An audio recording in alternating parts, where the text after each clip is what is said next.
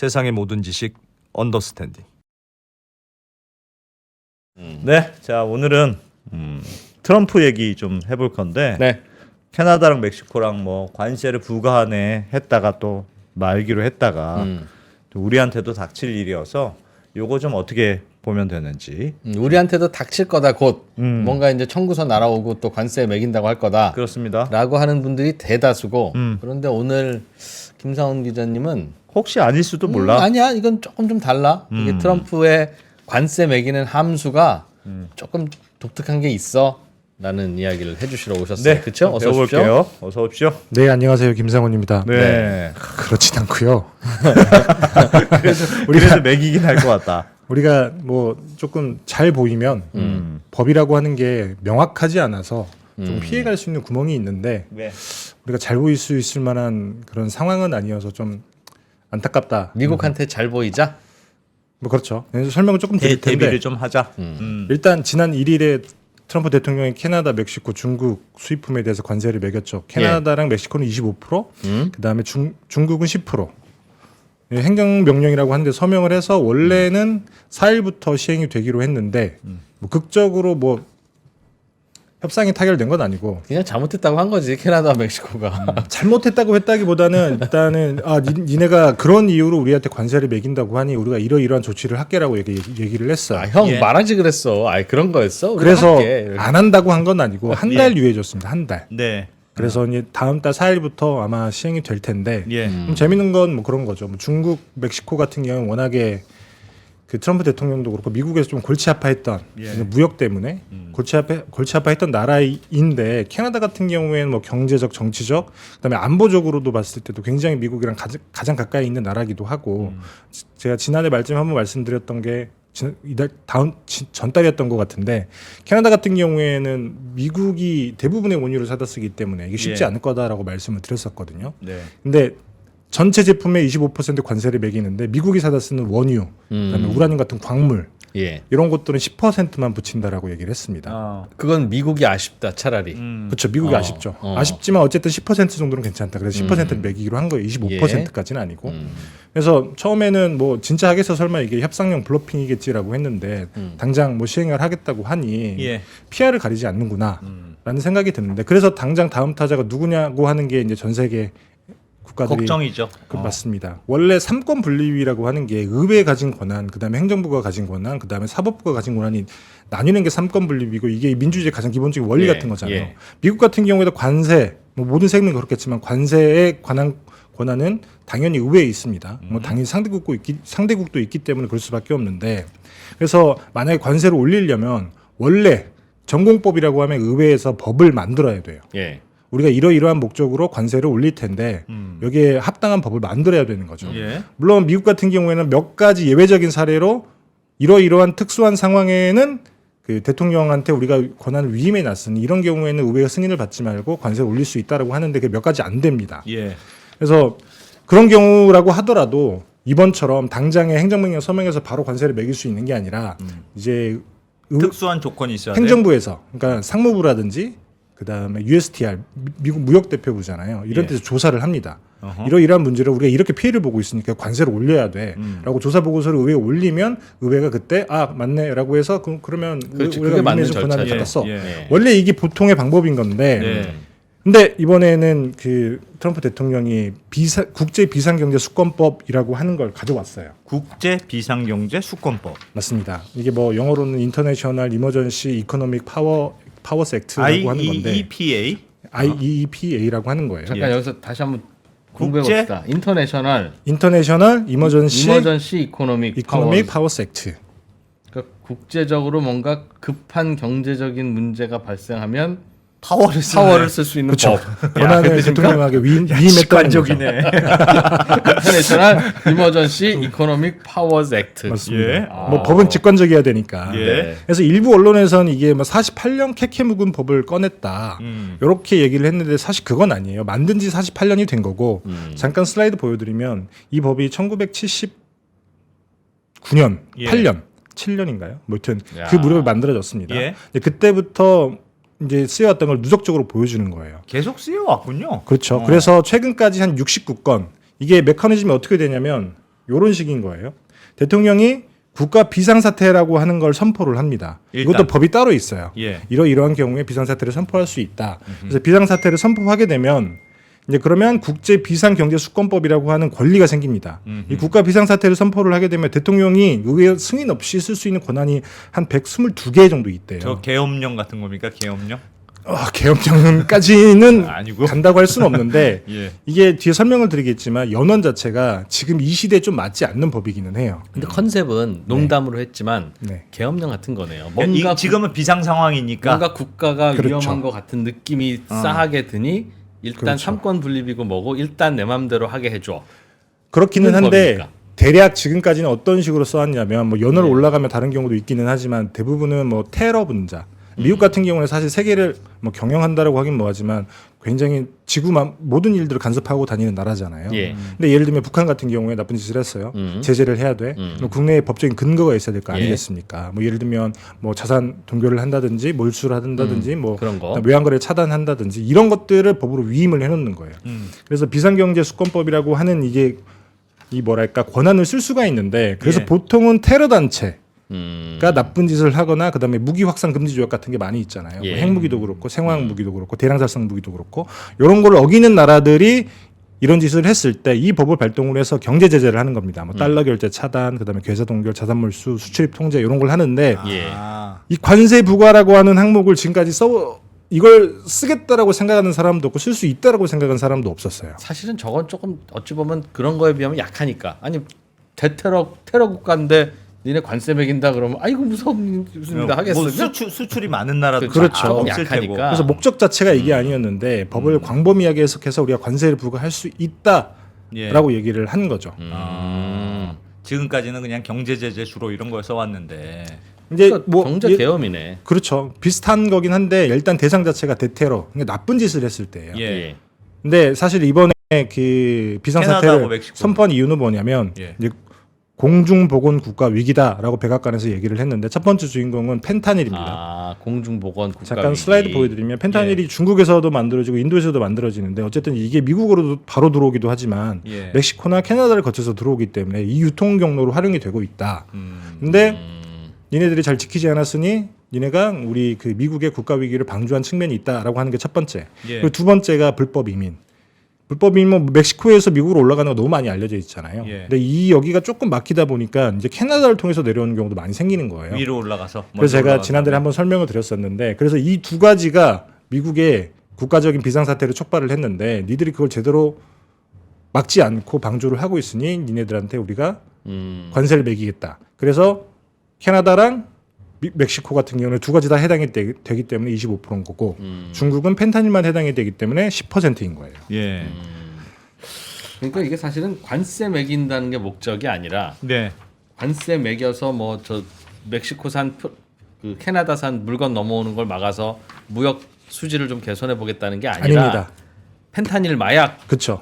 좀 니네가 어떻게 해라. 맞습니다. 그 얘기한 거네요. 비상사태가 중심인 거고 요거를 해결하기 위해서 우리가 관세를 매기겠다는 거예요. 근데 저 비상 사태는 그냥 대통령이 마음대로 할 수 있는 거예요. 그러니까 나는 이걸 비상이라고 생각해. 아니, 그런 거지. 그건 대통령이 판단할 수 있습니다. 그러라고 권리는 준 거잖아요. 그러라고 권리 준 거예요. 그러니까 이머전시 이코노믹 파워스 액트니까 예. 대통령이 판단하기에 이건 그렇다 싶으면 이머전시야. 가는 거지. 사실 조금 초월적으로 권한을 준 건 미국 맞아요. 얘기한 겁니다. 미국. 그렇죠. 예. 대부분의 민주주의 국가에서 이렇게까지 권한을 주지 않는데 이 법의 그 연원을 따지면 100년 전으로 올라가거든요.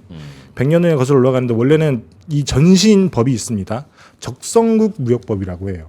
적성국 트레이딩 윗 무역법. 에너미 액트인데 그건 적대적인 국가를 뭔가 제재하는 법인가 보다. 맞습니다. 그래서 1차 세계대전 때 만들어진 거예요. 예. 그래서 원래 시발점 자체가 전시 동원 체제였던 겁니다. 생각을 해보시면 전시 때 가장 중요한 건 스피드잖아요. 속도. 그렇죠. 예. 근데 일일이 언제 의회 가서 법 만들고 승인받고 이럴 시간이 어디 있냐. 그래서 당시에 우드로 윌슨 대통령이 직접적으로 의회 요구를 합니다. 이게 전시이기 때문에 우리가 의회 권한을 많이 가져다 써야 된다. 그러니까 법을 좀 만들어 달라라고 해서 그때 적성국 무역법이라고 하는 걸 만듭니다. 그래서 이 적성국 무역법을 만들어서 1차 세계대전을 치렀고 사실 미국이 승전국이 됐죠. 예. 그래서 1921년에 전쟁이 끝났어요. 그래서 그 당시에 의회가 줬던 권한들 다 가져갑니다. 근데 유일하게 남아있던 게 이 적성국 무역법이에요. 남아있던 이유가 뭐였냐면 이제 자산 몰수를 했을 거 아니겠습니까? 적대국들의 해외에서 그 자산이 남아 있었던 거예요. 근데 법을 없애게 되면 이 자산의 어떤 출처 이런 것들이 그러니까 어디로 둬야 될지 모르니까 이 법을 남겨둔 거죠. 근데 그 법안에 이 그 자산을 어떻게 관리해야 되는까지 다 나와 있기 때문에 그래서 법 근거 때문에 남겨뒀던 건데 사실 그때 사문화가 됐어야 돼 맞는 건데 1929년에 대공황이 터지잖아요.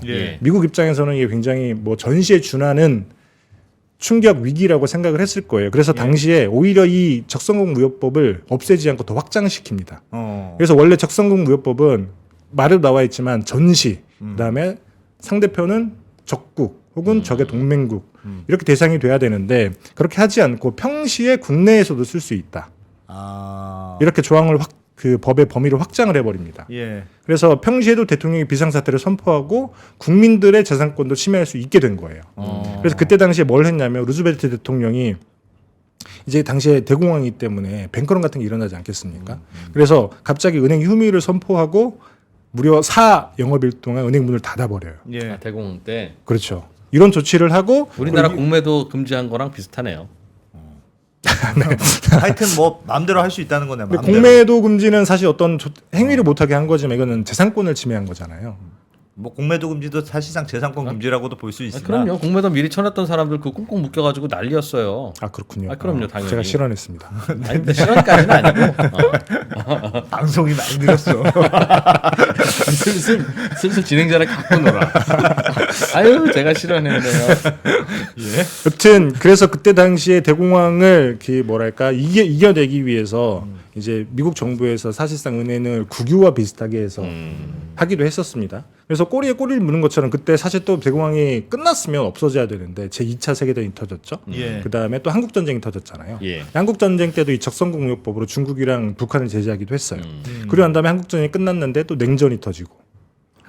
그래서 이 법이 계속 남아있으니까 사실 초월적인 법이기 때문에 대통령 입장에서는 당연히 계속 사용할 수밖에 없잖아요.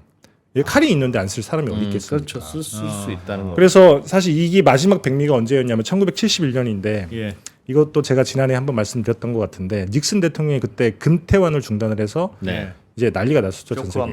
그래서 달러 가치는 급락을 하고 소위 브레튼 우드 체제라고 하는 게 이제 붕괴가 됐었잖아요. 그때 닉슨 대통령이 적성국 무역법을 발동을 시킵니다. 이게 비상사태다. 자기들이 했으면서 뭘 자기들 비상사태야. 그렇죠. 자기들이 했는데 달러 가치가 급락을 하니까 어쨌든 비상이야. 어쨌든 비상사태다라고 하고 비상사태라고 하면서 관세를 바로 올려버립니다. 의회 승인 받지 않고. 그러니까 그런 것도 비상사태라고 하면 엄청 광범위하네요. 진짜로. 내가 비상이라고 그렇죠. 생각하면 비상사태야. 굉장히 모호한 거예요. 근데 달러가 태환이 안 되는 바람에 달러 가치가 떨어졌는데 근데 권세를 올리면 달러 가치가 아이 죄송합니다 하고 올라갑니까? 그게 왜 쓰지? 이상하네. 뭐 어쨌든 뭐 여튼 네. 그래서 그때 당시에 사실 수입품 전체 10% 관세를 한시적으로 한 4개월 정도 매기거든요. 그래서 이게 사실 트럼프가 말하는 보편적 관세 아이디어를 제공하게 된 거예요. 달러가 유출이 안 되겠네. 수입 맞습니다. 관세를 높이면 그렇죠. 수입이 잘 안 될 테니까. 그래서 이때 사실 그 미국 국민들도 이제 깨달은 거예요. 아, 우리가 너무 대통령한테 권한을 많이 위임해줬구나. 그래서 그때 1970년대 중반에 미국에서 이런 자성의 목소리가 나옵니다. 그때 무슨 일이 있었냐면 이제 워터게이트 같은 사건들. 권력형 비리들이 많이 생겼던 이유가 우리가 대통령한테 너무 권한을 많이 줬더니 대통령이 이게 너무 남용을 하더라. 근데 그 중에 여러 리스트가 있는데 그 중에 하나가 이 적성국 무역법이 딱 걸린 거예요. 그래서 그때 당시에 의회 보고서에 어떤 내용이 적혀 있었냐면 지금 미국에 사는 대다수의 국민들이 비상사태에서 안 살아본 사람이 없을 정도로 비상사태가 너무 남발이 됐다라고 얘기를 할 정도였거든요. 그래서 그때 당시에 이 적성국 무역법은 아예 법에 못을 박아버립니다. 요거는 전시에만 쓸 수 있어. 다시. 네. 그래서 그렇게 이제 조금 뺏어오는 건데, 근데 대신에 법 두 개를 새로 만드는 거예요. 이제 평시에도 비상사태가 필요하겠다라고 본인들이 생각을 한 거죠. 그래서 국가 비상사태법이라고 하는 걸 하나 만들고, 그 다음에 국제 비상경제수권법이라는 걸 또 만들어요. 그래서 평시이더라도 정부 그 대통령이 국가 비상사태를 선포를 할 수 있는데, 요거는 대신에 2년마다 의회에서 종료 여부를 검토를 하고. 그리고 우리가 보기엔 비상사태가 끝났거나 잘못된 비상사태다라고 판단이 드는 경우에는 바로 종료를 할 수 있도록 의회에서 의회에서 동력권은 견제 있고. 장치를 확보를 합니다. 아, 진짜 계엄이랑 비슷하네. 발동은 대통령이 할 수 있는데 의회가 멈출 수는 있어. 그렇죠. 당장 그날 밤에 당장. 의회로 가서 모여가지고 결의하면 의결해서 맞습니다. 아, 그때 당시에는 네. 그때 당시에는 그렇게 했죠. 그리고 예. 또 하나가 이제 당시 이제 미국이 이제 냉전뿐만 아니라 전 세계를 경영하는 와중이었으니까 예. 이게 비상사태라고 하는 게 이제 핵 확산 금지라든지 그 대량 무기 확산 금지 조약을 어기는 나라들이 나오면 제재를 해야 될 거 아니겠습니까? 근데 예. 이 적성국 무효법이라고 하는 수단은 필요했던 거예요. 그래서 우리가 견제 장치를 만들어 놨으니 국제 비상 경제 수권법이라고 하는 걸 만들어서 이제 평시더라도 이런 비상 사태라고 선포를 하게 되면 요러요러한 권한들을 의회에 승인 없이 바로 쓸 수 있게 해줄게라고 해서 요것도 같이 살려놓은 거죠. 대신에 언제든지 의회가 요거를 멈출 수 있다라는 조항이 들어갔으니까 요 정도는 위임해도 좋겠다라고 생각을 하고 법을 만들었는데 예. 문제는 1989년에 미국 연방대법원에서 이게 위헌 판결이 나옵니다. 위헌이요? 네. 선조치 후보고는 안 된다. 먼저 보고하고 해라. 아니요. 그게 아니라 입법부의 견제 장치가 위헌이라는 거예요. 엥? 우와. 그래서 저도 그게 되게 대통령이 할 수 있는 당황했는데 거를 대통령이 할수 미국은 헌법이 있는- 그런가 봐요. 근데 사실은 와. 컨셉이 그럴 수도 있다는 생각은 그래서 들게 드네. 입법부가 일방적으로 종료를 하는 건 위헌인 거고 종료하는 법안을 만들 수 있는데 잠깐 슬라이드 다시 한번 보여드리면 이런 종료하는 거예요. 법안을 따로 만들 수는 있다. 이게 선포를 하게 되면 의회가 판단하기에 요거는 잘못된 비상사태야 법률적 요건을 갖추지 않았어라고 하면 종료하는 법안을 만들 수 있어요. 예. 그럼 요거를 행정부에 보내겠죠. 네. 그러면 대통령이 거부권을 행사할 수 있습니다. 다시. 그러니까 사실 의미가 없어져 버린 거예요. 이 견제 장치가. 다만 거부권은 또 3분의 2 이상이 찬성하면 또 받아들여야 되는. 근데 그건 그렇게 아닌가 봐요? 되는 양당제이기 때문에 3분의 2 이상 의석을 확보하기가 쉽지 않은 거죠. 물리적으로 불가능에 저거는 가깝죠. 그냥 대통령한테 준 그냥 쇼커 같은 거다. 그런 걸 인정한 거네요. 인정한 대법원이. 맞습니다. 근데 그렇다 보니까 그때 당시에 미국에서 우리가 너무 대통령의 권한을 초월적으로 줬다 관세 부분에서 그래서 다시 뺏어왔는데 이게 다시 어떻게 보면 무력화돼 버린 거죠. 저런 거 보면 미국은 진짜 어마어마한 제왕적 대통령제야.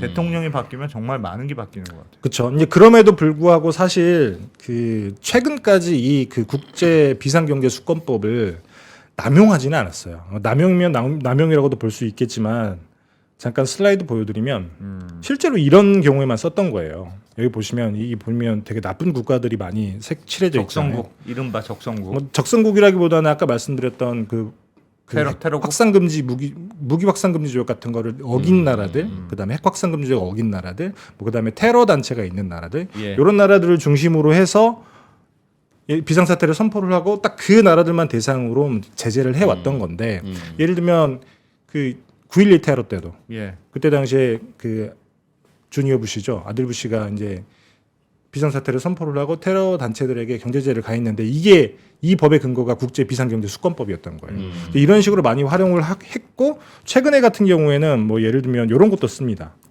예를 들면 보시면 인권을 뭐 침해했다거나 부패 국내 문제, 인권을 침해했다. 조금 그런 일반적인 주제들까지. 어. 그다음에 코로나 때도 한번 이거 비상사태를 선포를 했었고 예. 이런 식으로 일반적으로 조금 확산이 되긴 하지만 그렇다고 해서 미국의 이익에 맞게 그렇게 쓰지는 않았다. 그렇죠. 남용하지는 않았던 거고 더더군다나 관세를 부과한 적은 단 한 번도 없었는데 트럼프가 이거를 이미 그 일기 행정부 때 한 번 알았어요.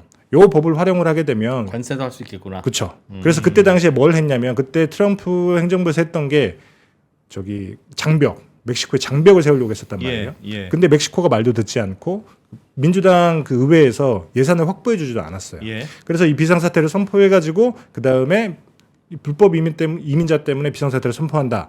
그래서 우리가 의회에서 우리한테 법으로 위임했던 권한을 의회 승인 없이 바로 할 수 있다라고 집행한다. 해서 그렇죠. 그래서 멕시코에는 25% 관세를 매기고 예. 그 다음에 예산도 의회 승인 없이 우리가 바로 확보를 하고 이렇게 하려고 했던 적이 한 번 있습니다. 근데 다만 그때 같은 경우에는 멕시코가 백기를 들었어요. 트럼프가 그렇게 한다고 하니까. 예. 그래서 발동되기 전에 멈췄고 그 다음에 바이든 행정부 들어와서 이 비상사태를 종료시켜 버렸죠. 그래서 그때 당시에는 실행이 되진 않았지만 어쨌든 그때 당시에 이 방법을 알고 있었던 거예요. 트럼프 대통령이. 알겠습니다. 그러면 결국 관심은 그러니까 그 비상경제 수권법? 맞습니다. 하여튼 비상사태를 미국 대통령이 마음대로 선언할 수 선언하고 네. 난 비상이라고 생각해 하면 선언할 수 있고 거기에 따라서 뭐 관세도 부과할 수 있으면 그러면 뭐 지금 프랑스나 아니 프랑스가 아니고 저기 멕시코, 캐나다. 네. 왜 이렇게 멕시코가 캐나다 생각난다. 거기처럼 우리나라에 대해서도 할 수 있다는 뜻이겠네요. 한국도 왠지 우리는 근데 국가 이게 비상사태야. 아니 근데 그거는 뭐로 또 명분이라도 있어야 되는데 맞습니다. 캐나다, 멕시코는 펜타닐이라는 명분이 있으나 그렇죠. 2억 마리 떨어진 코리아가 미국의 뭐 안보와 안녕을 위협한다고 하는 명분 꼬투리라도 잡힐 게 뭐가 있겠습니까? 그래서 제가 법조문을 찾아봤는데 예. 법조문에 보면 이렇게 나와 있습니다. 미국 외부에서 국가의 안보, 외교 정책 또는 경제에 미치는 비정상적이고 특별한 위협이 있을 때 비상사태를 선포하고 행사할 수 있다. 미국 이게 외부에서? 법조문인 거예요. 이게 미국 내부뿐 아니라 외부에서도 그렇죠. 그래서 캐나다나 멕시코 같은 경우에는 펜타닐과 어떤 그 불법 이민 이게 통로가 되고 있고 우리의 그 외부에서 실제적인 위협을 주는 거기 때문에 관세를 부과할 수 있을 만한 충분한 명분이 되는 거죠. 그래서 사실 할 수는 있다. 그렇죠. 매우 중요한 게 외부라고 하는 조항이고 실체적인 위협이 있어야 되냐는 거예요. 예. 그래서 아까도 말씀드렸지만 그래서 지금까지 한 69건 정도, 그다음에 39건 정도가 살아있고 69건이 발동이 됐었는데 대부분이 테러 단체라고 말씀을 드렸잖아요. 예. 그리고 실체적인 위협이 있는 것들. 그래서 그 대상으로만 뭐 경제 제재를 해왔던 건데 어쨌든 캐나다 입장에서 조금 뭐 억울할 수는 있겠지만 통로가 된 건 사실이니까. 어쨌든 펜타닐이라는 그렇죠. 명분이 있었으니 맞습니다. 그렇기 때문에 그렇게 보면 사실 대한민국이 미국의 실체적인 위협을 가할 만한 게 뭐 있냐 과연. 없잖아요. 그래서 우리나라는 그런 피할 수 있는 거 아니냐라고 생각을 할 수는 있지만 근데 법 조항 자체가 굉장히 조금 모호하기도 하고 여기 보시면 경제에 미치는 비정상적이고 특별한 위협이라고 나와 있어요. 아하. 그러면 그냥 우리가 예를 들면 무역 적자가 많아 미국 입장에서 맞습니다. 이거는 미국 경제의 비정상적인 위협이야. 그게 주장하려면 주장할 수도 있겠네. 주장하려면 주장할 수 있죠. 그렇기 때문에 사실 이거는 우리가 마음에 안 들게 행동하거나 본인들이 필요하다고 생각하고 계속 신호를 주는데 그대로 따라오지 않는 경우에는 뭐 우리 말을 제대로 듣지 않네. 우린 충분히 신호를 줬다고 생각했는데 근데 그러면 자기들 마음대로 해석을 할 수 있는 거죠. 야, 도깨비 방망이네 무슨 법이. 맞습니다. 그래서 사실 한류 이런 게 조금 좀 불만이? 살짝 마음에 걸리네. 너무 케이팝을 많이 들어. 그래서 김치 냄새 너무 많이 나. 말씀드린 것처럼 이런 거예요. 이게 미국의 무역 적자의 현황인데 지난해 11월까지 누적 기준이 한 해 동안에 봤던 거. 뭐 중국이 압도적이죠. 그다음에 멕시코, 베트남, 아일랜드 있고 한국도 어쨌든 8위입니다. 예. 항상 한국이 10위권 안에 들어가는 어떻게 보면 고질적으로 미국이 우리나라에서 적자를 보고 있는 그 무역 상대국인데 트럼프 행정부 입장에서 이렇게 지속적으로 무역 불균형 10년, 20년 이렇게 되고 있는 거면 니네들 때문에 달러 가치에 문제가 생기는 거다. 그럼 우리한테 위협이 되는 거고 법에 이렇게 조항이 나와 있지 않냐. 그러면 우리만 대상으로 타겟으로 무역 적자국들을 대상으로 우리나라도 들어가기 때문에 우리만 타겟으로 이렇게 멕시코나 캐나다처럼 관세를 확 올릴 수 있다는 거죠. 그렇게 그리고 그런 명분. 또 이것뿐만 아니라 항상 또 환율 조작국이라고 하는 게 있잖아요. 아는 분들은 아시겠지만 이게 미국 재무부에서 해마다 2번 보고서를 내고 예. 그때마다 환율 조작국을 명시를 하는데 한국이 들어갔다 나왔다 합니다. 최근에는 많이 안 들어가고 있긴 하지만 그래서 한국은행 출입하게 되면 항상 워치 대상에 들어갔다 네. 나왔다 하고 있던 그렇죠. 워치 대상에 들어갔다 나왔다 하는 건데 근데 이게 본인들 입장에서는 뭐 객관적이다 우리가 이런 조건을 통해서 본다라고 얘기는 하지만 미국 재무부가 조건을 바꾸게 되면 굉장히 주관적으로 변하게 되는 거예요. 예. 우리 입장에서는 주관적일 수밖에 없는 거죠. 그래서 만약에 이 조건을 바꿔서 환율 조작권 문제를 들고 나와서 야 봐라 니들도 우리 미국의 통화 주권에 어쨌든 해를 끼치네. 그러면 니들도 관세를 맞아야지. 이렇게 주장을 하게 되면 사실 우리 입장에서 뭘 할 수 있는 반박이 없는 거죠. 우리도 이제 주장을 해야죠. 너희도 주장하지만 우리는 진짜 너희의 위협은 아니지 않냐. 주장은 할 수 있습니다. 주장은 할 수 있는데 아까 말씀드렸다시피 미국에서 그렇게 주장한다라고는 진짜 잘못했기 때문에 니네 벌을 받아 이게 아니잖아요. 트럼프는. 우리가 이런 칼을 쥐고 있어. 그럼 너 나한테 뭘 줄 건데? 그럼 줘야 되는 거예요. 뭐 걸면 걸린다는 거에는 동의. 맞습니다. 하는데 그래도 좀 명분은 약하지 않나. 그래서 한국은. 저도 저 정도 상황이라면 다음 타겟이 코리아는 아니겠구나. 아직은 뭐 일단 한국까지는 안 왔습니다. 좀 명확한 애들. 한 10위권 안에는 들 것 같기는 한데 그쯤 되다 보면 도대체 미국은 깡패냐? 뭐냐 왜 근데 그런 여론도 있고 물론 나는 여론 생각 안 해 할 수는 있겠으나 그런다고 해서 트럼프가 그렇게 얻을 수 있는 게 많지도 않을 거라서. 근데 잠깐 뭐 생각을 트럼프 일기 행정부로 돌이켜 보면 그때 예. 당시에 잠깐 슬라이드 보여드리면 이런 거예요. 이게 무역 확장법 232조라고 하는 게 있습니다. 저건 뭡니까? 이게 뭐냐면 특정 품의 수입을 하는데 이 수입품이 미국의 안보에 위협이 된다라고 행정부에서 판단을 하게 되면 그 물품에 관세를 매길 수 있는 거예요. 그래서 특정 실제로 물품에? 그때 당시에 철강이랑 알루미늄 관세를 매겼어요. 아. 모든 수입품에. 네. 근데 그때까지만 하더라도 야 철강이랑 알루미늄이랑 안보를 연결을 해서 관세를 매길 수 있다라고 생각을 할 수 있었던 사람이 아무도 없었고 그러나- 말이 되냐라고 했는데 결국은 했단 말이에요. 아. 그래서 그때 당시에 전 세계 모든 나라들이 이제 미국 USTR 가서 줄을 섰습니다. 예. 그때 당시에 제가 산자부 출입이었는데 그런 얘기를 하더라고요. 그 USTR 앞에 호텔들이 이렇게 있으면 일본 협상단, 뭐 어디 협상단, 어디 다 이렇게 장기 투숙을 하는 거예요. 예. 호텔에 맞습니다. 그래서 계속 협상을 하는 건데. 일본 들어오세요. 그럼 네 하고 들어가. 그렇죠. 그래서 그때 당시에 트럼프가 어떤 그 협상 전략을 썼냐면 우리 말 잘 듣는 국가들은 우리가 열애시켜줄게. 다 관세를 기본적으로 매기는데 우리랑 말 잘 맞고 협상이 되면 우리가 열애시켜줄게. 실제로 그래서 우리나라 그때 열애됐거든요. 아. 대신에 우리나라는 관세에서 제외되지만 쿼터제로 묶인 겁니다. 얼마 이상은 할 수 없어.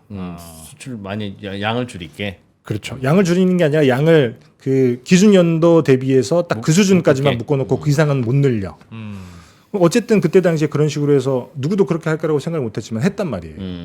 근데 이번에라고 다르겠냐 이 말인 그럼 거죠. 조금 전에 말씀하셨던 경제 계엄으로는 명분이 안 서지만 네. 그 무역법. 말씀하신 그거 지난번에 뭐 철강 알루미늄 썼다는 그 무슨 법이에요? 122조? 뭐라고요? 그게? 무역 확장법 232조. 232조. 그거 네. 들고 나오면 한국만 걸 수도 있긴 있겠네요. 그렇죠. 근데 대신에 이거 같은 경우는 특정 물품들이기 때문에 사실 한국 입장에서는 이것도 큰 어떻게 보면 뭐랄까 타격이 될 수 있기는 하지만 그 비상경제수권법은 전 품목이에요. 아 한국으로부터 넘어오는 에브리띵. 에브리띵. 근데 그거는 가세고 이거 파급력이 같은 조금 다른 경우는 거죠. 10이 걸린 그 알루미늄, 10이 맞습니다. 걸린 그 철강만 관세를 물리는 거니까. 그렇죠. 예를 들면 이게 뭐 이것도 어쨌든 큰 폭탄, 큰 미사일이라고 하면 폭발력은 크겠지만 비상경제수권법 같은 경우는 핵폭탄에 가깝다라고 이해를 하시면 되는 거죠. 그런데 트럼프 1기에 비해서 트럼프 2기 때 네, 더 어그레시브하고 더 오펜시브할 가능성이 있을까요? 맞습니다. 잠깐 슬라이드 보여드리면 그렇다는 얘기? 그럴 가능성이 희박하다는 거에 대해서 동의하는 것 같습니다. 지금 아닌 것 같은데. 어그레시브하다는 거죠. 어그레시브하다는 그래요? 것 같은데. 맞습니다. 이게 미국 행정부에서 관세를 부과할 수 있는 근거법을 정리한 거예요. 의회 승인 없이. 예. 여기 보시면 301조나 여기 나와 있는 232조는 이미 일기 행정부 때 썼습니다. 이게 네. 그때 썼던 거고 사전에 조사를 해서 그렇다고 보고서가 나오면 의회가 그래 우리가 위임해 준 대로 해. 그래서 이건 시간이 조금 걸리는 거예요. 예. 301조 같은 경우에는 중국 대상이고 슈퍼 301조. 맞습니다. 뭐 338조 같은 경우에도 명확하게 어떤 차별을 해야 되기 때문에 사실 우리나라의 대상은 안 될 것 같고 가장 중요한 게 요거 무역법이 122조예요. 저건 뭔데요? 여기 보시면 국제 수지 적자나 달러 가치 하락 등이 현상이 벌어지는 경우에 그러면 미국 대통령이 의회 승인 없이 본인의 권한으로 최대 15%까지 관세를 매길 수가 있습니다. 그냥 무역 적자 미국이 무역 적자를 봤다는 이유로? 맞습니다. everything from the country 다. 그러니까 무역 적자나 어. 그러면 관세를 매길 수 있다. 그런 저런 법이 있네요.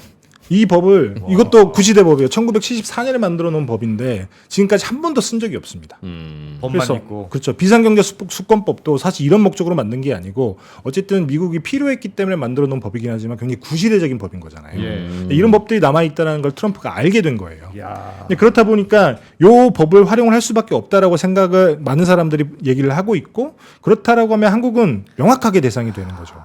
그리고 여기 기한이 150일로 나와 있긴 합니다만 예. 이론적으로는 의회에서 이걸 계속 연장을 할 수가 있어요. 근데 상하원은 또 아시다시피 다 공화당이 쥐고 있잖아요. 그러면 이론적으로는 반영구적으로 관세를 매길 수 있다는 거죠. 그러면 한국처럼 어쨌든 장기적으로 굉장히 무역수지 흑자를 보고 있는 나라들은 당연히 대상이 될 수밖에 없는 거고 비상경제 수권법 같은 경우에도 어찌됐든지 간에 마음에 안 든다 싶으면 미국이 마음대로 관세를 물릴 수 있다는 겁니다. 야 저런 법을 그냥 갖고 있었네. 그래서 사실 예전에 WTO 체제라든지 미국이 어떤 국제사회에서 레퓨테이션을 생각했던 시기라고 하면 여러 가지 구제 방법이 있기는 해요. 뭐 예를 들면 WTO 분쟁기구로 가져간다. 근데 지금은 분쟁기구 식물화 된지도 오래고 트럼프는 당연히 탈퇴한다라고 얘기를 하고 있고 그리고 이걸 미국의 법원으로 가져가는 방법도 있긴 합니다만 아까 말씀드렸다시피 이렇게 의회에서 미국 대통령한테 그 위임한 권한들에 대해서는 사실 한 번도 이긴 적이 없어요. 제소를 한 사람이. 그래서 그 1971년도에 그 관세를 매겼을 때 닉슨 대통령이 일본에 있는 기업이 소송을 제기했습니다만 요거는 미국 대통령이 적법한 조치를 했다라고 해서 그때 당시에 졌거든요. 예. 근데 그렇기 때문에 사실 미국 법원에서 이길 수 있는 방법이 거의 희박합니다. 그래서 사실 뭐 방법이 없는 거예요. 미국이 하겠다라고 하면. 미국은 진짜 온갖 법이 다 있군요. 온갖 칼들이 다 있네. 쓸 수 있는. 그렇죠. 예전에 진짜 강대한 시절에 가지고 있던 법들을 아직까지 남겨뒀기 때문에 구시대적인 법인데 한번 고쳤다가 고치려고 했다가 실패를 했고 그 법이 그대로 남아있기 때문에 그때처럼 칼을 휘두를 수가 있는 거죠. 그럼 우리나라는 무역 흑자가 많다. 미국에 비해서 미국에 대해서가 네, 가장 큰 약점 내지는 명분이 될 수 있겠네요. 맞습니다. 그러면 그래도 무역 흑자가 우리가 1순위는 아니잖아요. 1순위는 아니에요. 그래 독일도 맞아야 되고 그리고 사실 우리 베트남도 있고. 그렇지 사실 근데 베트남은 한국 삼성 휴대폰 이제 꼭 이렇게 거쳐가느라고 사실 베트남한테 우리가 좀 미안해. 일단 그래도 베트남부터 맞고 어쨌든 맞고 그 다음 차례로 오겠구만. 근데 트럼프 대통령이 대단하다고 저는 생각을 하는 게 뭐 예. 사실 베트남이 그렇게 얘기를 할 수 있겠지만 네. 트럼프 대통령 입장에서는 베트남이랑 그렇게 조금 대거리라고 할까 해봤자 우리가 얻을 수 있는 게 그래, 뭘까라고 어린애랑 생각을 할 싸우는 거예요. 느낌이지. 예. 트럼프 대통령은 이렇게 네 잘못했으니까 벌을 받아 이렇게 명분론적으로 접근을 하는 게 아니기 때문에 얘한테 받을 수 있는 게 뭐가 있을까? 그게 목적이기 때문에 사실 어차피, 모르겠습니다. 아. 한국은 가장 좋은 먹을감이 될 수밖에 없는 거죠. 한국은 얻어낼 게 많다. 왜냐하면 지금도 한국의 제조기업들이 많이 있고 예. 미국의 공장도 많이 지었고 그래서 또 앞으로도 많이 지을 거고 미국으로 공장 넘어와 뭐 맞습니다. 해, 뭐 주한미군 돈 좀 더 내. 그리고 뭐 할게 많다는 더더군다나 거지. 한국은 전 세계에서 손꼽히는 나라예요. 그 에너지 많이 쓰기로는. 예. 그래서 니네 무역 적자를 줄이려면 미국 기름 좀 써. 미국 기름도 사가고 어. 천연가스도 사가. 그거야 뭐 어차피 살 기름 사오면 되는데 무역 흑자가 많은 건 미국이 지들이 공장 미국으로 옮기라고 하는 바람에 우리 뭐 갑자기 그냥 가서 지금 공장 뜯어다가 저쪽으로 보내는 바람에 그게 사실상 수출이 된 거예요. 그게 미국인 개인들한테 팔아먹은 게 아니라 뭐 그렇기도 그냥 합니다만 미국 국경을 넘었을 뿐이라고요. 그런 논리적인 말이 들어먹질 않아요. 이걸 이런 얘기를 영어로 해야 되나? 그래서 영어의 문제가 잘해야 아닙니다. 돼. 영어의 문제가 아니라 논리와는 상관이 없어요. 뭘 줄 거냐. 뭘 줄 거냐? 예. 참 큰일이네. 한국도 이제 마음의 준비를 하고 있어야 알겠습니다. 된다. 그럼 그 거꾸로 그거는 트럼프가 한국으로부터 뭘 갖고 가고 싶은지 그게 있어야 되는 거 아니겠어요? 아니면 기분 나쁜 포인트가 있던가? 트럼프가. 그렇죠. 그렇기 때문에 예를 들면 제가 말씀드렸던 게 그거예요. 그러면 그런 것들을 빨리빨리 아직 한국 차례가 오지는 않았습니다만 예. 지금 뭐 다음 화살은 EU로 갔습니다. 그래서 이제 EU 먼저 하고 아마 우리나라로 오지 않을까라고 생각을 하고 있는데 이제 화살이 왔을 때 준비했던 거를 막 쏟아내야 되잖아요. 이제 그러려면 한국에서 나름대로 정리가 돼 있어야 되는 겁니다. 우리가 뭘 주고 뭘 받을지를. 근데 문제는 이거를 통상교섭본부장이 할 수 있는 게 아니잖아요. 산자부 장관이 할 수 있는 것도 아니고. 그러면 대통령이 정권 해야 차원에서 이런 결정들을 해야 되는 건데, 야, 네. 뭐 어디 기업이 어디 공장을 지을 필요가 있겠네. 그러면 뭐 해서 우리가 뭐 일 할 테니 지어. 예를 들면 트럼프 1기 행정부 때는 LG가 처음으로 공장을 가져다 줬어요. 예, 이건 물밑에서 이런 협상이기 때문에 명시적으로 뭘 주고받고 하는 건 아닙니다만 물밑에서 이루어지는 외교 정상 외교가 있어야만 다음에 실무자들이 그러면 이런 식으로 정리를 하고 이런 식으로 가자라고 하는 게 되는데 지금 탄핵 정국이라서 위에가 텅 비어 있잖아요. 누구 얘기할 사람이 없다는 거죠? 그렇죠. 예를 들면 최상목 권한 대항 무시하는 거 아니면 무시가 아니라 그런 거죠. 예. 예를 들면 저희가 천연가스를 사와야 돼요. 가스공사가 사와야겠죠. 예. 그럼 가스공사 사장이 그걸 결정할 수 있을까요? 뭐 그렇죠. 뭐 그런 측면은 현실적으로는 그런 게 있을 맞습니다. 거여서 공격을 하더라도 협상할 파트너가 있을 때 공격할 거다. 그 말이겠네요. 아 그러면 어. 계속 이 상황을 유지해. 아니 협상할 파트너가 있을 때 공격할 거라가 파트너가 아니라 없다. 지금 우리는 우리 나한테 얘기해봐도 나 결정 아닙니다. 못해. 지금 헌법재판소가 재판하는 과정이라서 그 말이 아니에요. 우리는 지금 없어 미안해. 아니 그 말이 아닙니다. 좀 내 이거. 그 말이 아니고 지금은 다행히 우선순위에 밀려 있어서 저희한테 네. 공격이 들어오지 않았습니다. 예. 근데 다만 언젠가는 바로 올 거고 저희가 순위 위에 있다는 거는 명확해요. 오긴 온다. 당연히 오죠. 근데 그때 돼서 예를 들면 우리 할 거야. 근데 뭐 정리가 안 돼 있어. 아무것도 안 돼 있어요. 예. 당연히 협상이 안 되겠죠. 뭘 주고 뭘 받을 건지에 대해서 예행 연습이든 뭐 시나리오든 뭐 있어야 정상들끼리 서로 이렇게 이야기를 나누고 어. 우리 뭐 주고 할게요. 이런 게 왔다 갔다 해야 되는 준비가 안 돼 있으면 우리 당장에 할 거야. 니네 어떻게 할래? 준비가 안 돼 있으면 그럼 우리 할 거야. 먼저 때리고 본다는 거죠. 아까 말씀드렸다시피 뭘 달라고 할까? 캐나다랑 트럼프는 들어오자마자 했잖아요. 예. 지난달 30일까지 협상을 하기는 했대요. 예. 근데 협상 타기를 못했으니까 당연히 바로 서명을 했겠죠. 근데 그렇게 되면 난리가 나는 거죠. 지금도 그 관세 전쟁이 벌어졌다고 대한민국 주가 많이 떨어지고 있잖아요. 저희가 직접 두드려 맞지 않는데도. 알겠습니다. 마음의 준비. 그래서 준비를 좀 해야 되는 것 같다. 근데 근데 전 아무리 생각해도 우리가 3등 아닌 것 같고 5등 지금 안에도 안 될 것 같아. 바로는 안 들어올 것 같아요. 타순을 보니까 우리는 한 7번쯤 아니 이번에 캐나다도 그랬잖아요. 그러니까 일단 관세를 때려요. 진짜 때릴지 말지 모르겠는데 진짜 때렸어. 그래서 우린 때린다 하니까 캐나다도 무슨 보복 관세를 때렸지만 바로 전화했잖아요. 우리가 그럼 이거 하겠습니다. 전화하니까 그래. 그러면 일단 한 달을 유예. 이렇게 해서 주고받는 게 딱 생기는 거잖아요. 근데 그래서 영어를 예를 들면 잘해야 그런 거예요. 영어를 잘해야 되고 우리 전화할 사람이 있어야 돼. 근데 아니 거기는 주고받는 게 되는 게 예를 들면 국경 수비 강화하겠다. 예. 원하는 게 있었지. 1만 명, 1만 네, 명 네. 거기 국경에 주둔한 사람 늘리겠다. 요거는 바로바로 그게 됩니다만 예를 들면 무역 흑자 줄여라. 당장 내일 할 수 있는 게 어떻게 아니잖아요. 하냐? 당장 할 수 있는 게 아니기 때문에. 그냥 그럼 기름을 우리는 얼마큼 사올게요. 아니면 미국에다가 공장 보내는 거 중단할게요. 우리 또 카드를 던지는 거지. 저희는 미국 같은 나라 아니기 때문에 중단할 수가 없습니다. 그럼 줄어. 무역국자는 줄어. 그걸 원해? 그렇게 해줄게. 그러면 소송 나가죠. 알겠습니다. 그 농담 근데, 삼아 근데, 뭐, 얘기했는데 근데 트럼프 맘대로 그냥 너 하는 줄 알았더니 그거는 아니네요. 맞습니다. 그래도 나름의 근거는 또 있는데 법적 논리는 있네. 네.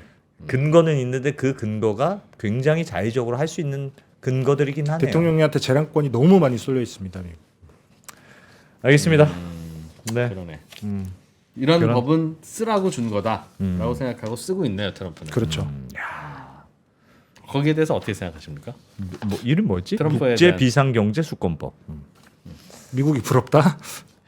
미국은 진짜 그런 대통령이 있는 미국이 부럽다? 아니 아니면 그런 법을 만들 수 있는 나라가. 그러니까 사실은 국제사법위원회 이런 게 잘 돼 있어서 야 이런 다른 나라에 이런 식으로 막 하는 거는 좀 위법한 법이지 아무리 국내법이지만 국제법은 좀 다툴 수 있는 것도 있어야 되는데 미국이 너무 원파워니까 뭐. 그렇죠. 그리고 거기서 나오겠다고 하는 거고.